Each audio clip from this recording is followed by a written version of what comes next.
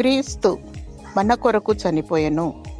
రోమా 5వ అధ్యాయము 8వ వచనం. ప్రభువైన యేసుక్రీస్తు సంపూర్ణమైన దేవుడు, సంపూర్ణమైన మానవుడు, ఆకాశ మహాకాశములు పట్టజాలని దేవుడు. ఆయన ఎవరునూ నా ప్రాణమును తీసుకొనరు, నా ఎంతట నేనే నా ప్రాణమును పెట్టుచున్నాను అని మరణ శాసనము ఎక్కడ ఉండునో అక్కడ మరణ శాసనము వ్రాసిన వాని మరణము అవశ్యం.